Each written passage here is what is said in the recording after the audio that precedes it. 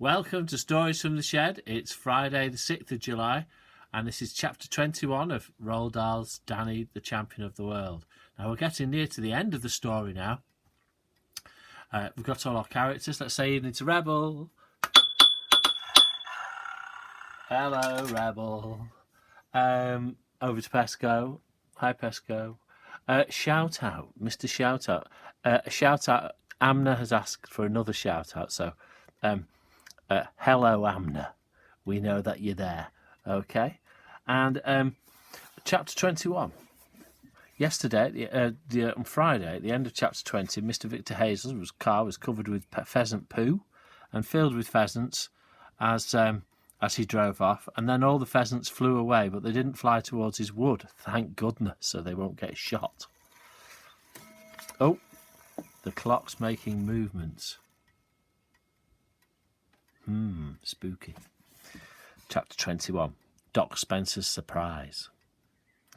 Out on the main road, a line of about 20 cars and lorries was parked bumper to bumper, and the people were standing about in groups, laughing and talking about the astonishing sight they had just witnessed. "Come on now," Sergeant Samways called, striding towards them. "Get going, get moving, we can't have this, you're blocking the highway." Nobody ever disobeyed Sergeant Samways, and soon the people were drifting back to their cars and getting in. In a few minutes they too were all gone.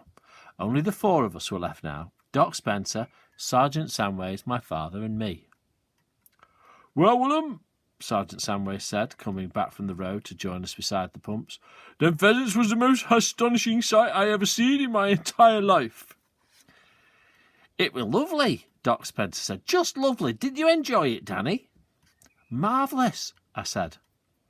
"Pity we lost them," my father said. "It very near broke my heart when they all started flying out of the pram. I knew we'd lost them then."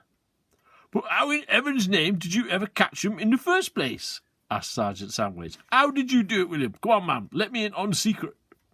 My father told him. He kept it short, but even then he made it a fine story. And all the way through it, the sergeant kept saying, "Well, I never. Well, I'll be blown. Oh, you could knock me down with a feather. Stone the crows," and things like that. And when the story was finished, he pointed his long policeman's finger straight at my face and cried, because he would have found out that it was Danny's idea, "Well, I'll be jiggered. I never would have thought a little nipper like you could come up with such a fantastical brainwave as that. Young man, I congratulate you." "He'll go a long way, young Danny will. You see if he doesn't," Doc Spencer said. "He'll be a great inventor one day." To be spoken about like that by the two men I admired most in the world, after my father, made me blush and stutter. And as I stood there wondering what on earth I was expected to say in reply, a woman's voice behind me cried out, "Oh, well, thank goodness that's over at last."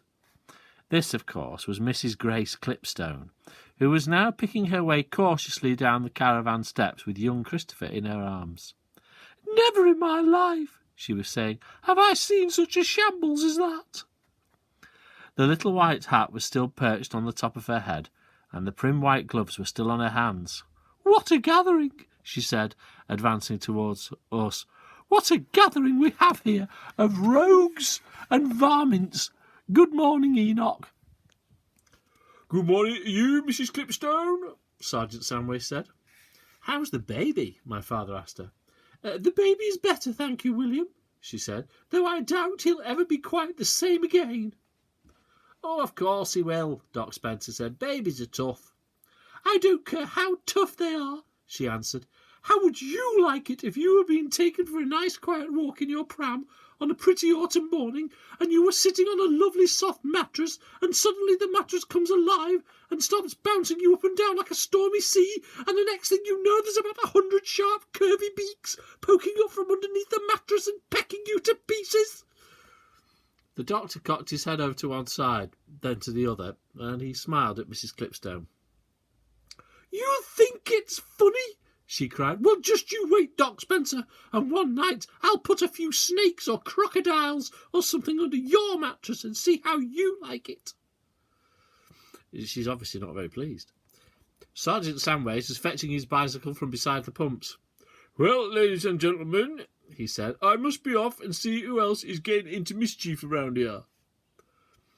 "I'm truly sorry you were troubled, Enoch," my father said, "and thanks very much indeed for the help."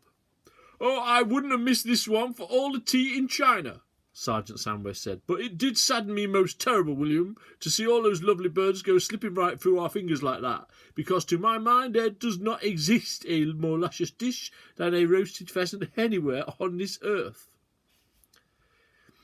"It's going to sadden the vicar a lot more than it saddens you," said Mrs. Clipstone. That's all he's been talking about ever since he got out of bed this morning, the lovely roast pheasant he's going to have for his dinner tonight." "He'll get over it," Doc Spencer said. "He will not get over it, and it's a rotten shame," Mrs. Clipstone said, "because now all I've got to give him are some awful frozen fillets of cod, and he never did like cod anyway." "But," my father said, "surely you didn't load all those pheasants into the pram, did you? You were meant to keep at least a dozen for you and the vicar." "Oh, I know that," she wailed, "but I was so tickled at the thought of strolling calmly through the village with Christopher sitting on 120 birds, I simply forgot to keep any back for ourselves, and now, alas, they're all gone, and so is the vicar's supper." The doctor went over to Mrs. Clipstone and took her by the arm. "You come with me, Grace," he said. "I've got something to show you." He led her across to my father's workshop where the big door stood wide open. The rest of us stayed where we were and waited. "Good grief, come and look at this," Mrs. Clipstone called from inside the workshop. "William, Enoch, Danny, come and have a look." We hurried over and entered the workshop. It was a great sight. Laid out on my father's bench amid the spanners and wrenches and oily rags were 6 magnificent pheasants, 3 cocks and 3 hens. "There we are, ladies and gentlemen," said the doctor, his small wrinkled face beaming with delight. "How's that?" We were speechless. "2 for you, Grace, to keep the vicar in a good mood," Doc Spencer said. "2 for Enoch for all the fine work he did this morning, and 2 for William and Danny, who deserve them the most of all." "What about you, Doctor?" my father asked. "That doesn't leave any for you." "My wife has enough to do without plucking pheasants all day long," he said. "And anyway, who got them out of the wood in the first place? You and Danny."